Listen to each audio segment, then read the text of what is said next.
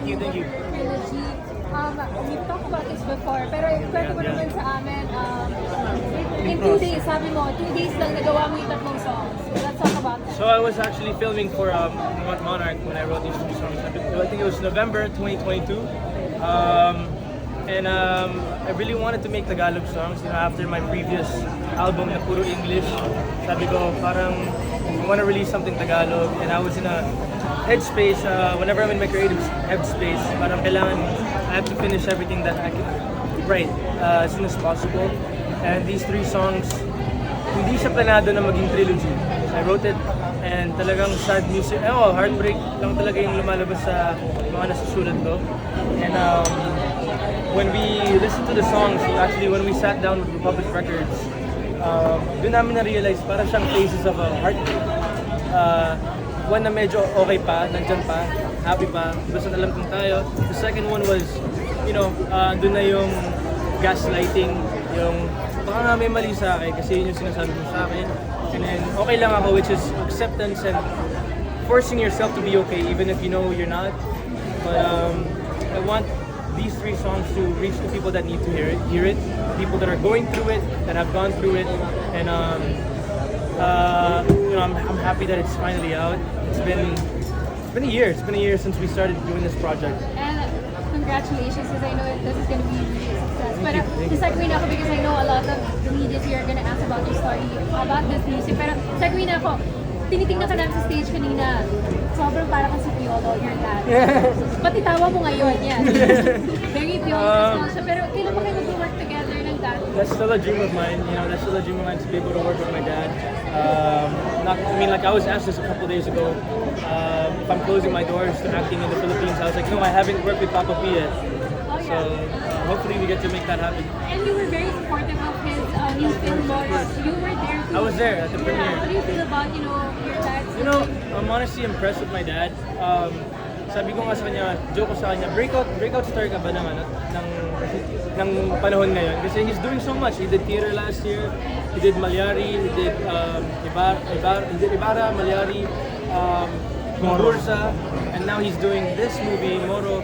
And it's honestly like Piolo that I've never seen before, and it's so different from what I've gotten used to seeing of my dad. And as a creative, it makes me want to venture out and do other things that are not mainstream, that are not pop culture. And I personally have Muslim friends as well, so for him to portray, a character like that, it was something that made me feel excited to show to my friends, and representation, and some things need to be heard, and even movies like Gumburza, Malyari, these are things that even if it seems negative, not negative, excuse me for that, dark, it's still part of Philippine history, and we don't see these type of movies very often, and it makes me want to do some stuff like that. Some projects. One last question for TV Pedro. How does your dad feel about the music that you're doing? Napakinggan niya na ba to? No, my dad's super supportive. Like I always say, every time I release a new song, he always tells me, send me all of the pub mats, all the stuff that he can post to help me, get the word out there.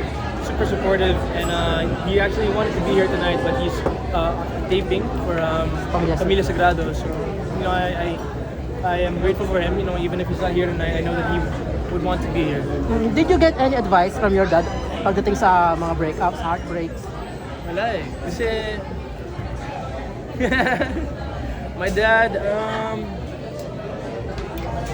wala. My dad is very, he lets me be. He lets me have my own experiences. Never lets me wala siyang set of rules for me. So how do you deal with the heartbreaks, breakups? Nagsusulat ako ng kanta. No, for me, Pero gaano katagal? Kasi sabi mo parang inaantay muna para na makapag-move on ka na. I honestly, I did try to write sad songs when I was heartbroken, and sometimes it just feels wrong when you're writing sad songs when you're heartbroken kasi feeling mo hindi tama yung pag-describe mo. Parang hindi mo masabi yung tamang words, tamang message when you're actually going through it. When you're going through it, it's hard to describe what you're feeling. But when you're okay already, pag okay ka na, pag alam mong clear na yung utak mo, doon mo masasabi, okay, pwede ko nang balikan yung emosyon na yun. At alam ko masasabi ko yung ano yung naramdaman ko nito. Inigo, OPM is starting right now, but what makes Inigo Inigo as an artist? What makes Inigo Inigo? Honestly, I've recently learned to just be human, you know, like I am, sorry, I don't know how to explain this. Being in the States, honestly, I've been in the States a lot more often than I am in the Philippines. And the reason for that is because I just feel like I'm reconnecting with myself again, taking the time to really get to know, you know, myself. And now I've been wanting to do a business with my art. I make art, sculptures and paintings, and I feel like that's something that I never had time to do. Now I'm more appreciative, and I give more importance to the things that I like. If that makes sense. Among the songs, Inigo, ano yung pinaka naging emotional ka habang sila sulat mo since lahat to masasakit? Lahat naman sila. Because I mentioned it earlier, whenever I write my songs, I leave it unfinished. I think either the bridge or a verse unfinished. And the reason for that is because I like to immerse myself when I'm in the studio. I get to finally, you know, give it all in, and I like to finish the song when I'm there. So a lot of times with these 3 songs especially, I ended up, you know, tearing up a little bit in each song. But siguro pinaka naging emotional ako yung okay lang ako. Inigo, I hope we answered this question. You're good. Since your trilogy is about heartbreak, you know your ex-husband is going through heartbreak right now. I mean, Maris Yeah, no, Racal. I don't mean to laugh. I'm sorry. I don't mean to laugh. No, I saw it. I actually watched it. I feel for her. I know it's tough, but I see it in a good light. The way she talks about it, she's getting to know herself and choosing herself, and that's something I'm very proud of her. You know, it's always hard to turn a page, turn a chapter. It's always hard to do that, but it's out of a good heart. Yung ginagawa ni Maris, hindi siya, walang masamang nangyari, walang masamang anything. You know, it's out of a good intention, and her expressing that it's not a third party and it's not anything else. It's her choosing herself and getting to know herself more. You know, it's something that only the strongest people can do. Minsan, mas mahirap piliin yung sarili mo kaysa sa mga bagay na gusto mo. I haven't talked to her in a long time, but I'm updated with her. You know, like her career. You know, I got to hear some stuff, and I'm proud of her. When are you going back to the US? I go back this Friday actually. Ang bilis. But I'll be back this year. So, Pero kung makakausap mo siya, Inigo, anong message mo sa kanya? I want to tell her na Oo, di ba lang? we have a sorry and thank you message. I want to tell her, you know, I'm happy for her that she's choosing to be strong for herself. Hindi madali yan eh. Minsan, you get blinded by the things you want, the things you're comfortable with. And me moving to the States, I feel like it's a parallel kind of situation. It's not the ideal move for me, but when you learn to choose to learn about yourself, it's a big step. It's a big step. Nakagawa ka na ba proud of ng song for her before? What? Nakagawa ka na ng song Yes, for her? I did. Yeah. Ano yung song?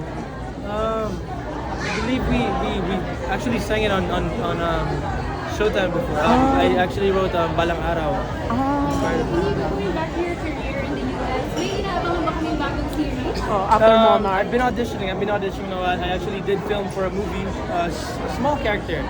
Honestly, I've been enjoying the audition process. One of my checks on my checklist was fulfilled. Recently, I got to speak Tagalog in a Hollywood film. And I've always dreamt of doing that. And I got to do that for this movie called Homestead, which is going to come out sometime this year. So ano yung tattoo mo? Kasi di ba nagpa-tattoo ka? What's that? Yin Yang. Actually kasi, dito yung best friend ko, si Marcos. We actually got Marcus, we got a matching tattoo. We've always wanted to get this. What does it mean? Yin yang. I mean, Yin yang. Marcus has always been my like yin yang. Parang Yin yang. kapatid ko siya. Sa And I've been here only for a couple of days. It's nothing. It's super mababaw yung reason. Oo. Pero kasi ngayon lang talaga yung black time, and white. Ngayon lang talaga yung time na meron ako. I mean, it's very short amount of time here in the Philippines, so I tried to squeeze it in. I know it's very it's weird that I got a tattoo right before I got on stage, but Hindi ko ba nasaktan? Manhid ka na ba? Manhid na ako. Habol ka lang yung tattoo mo na yan.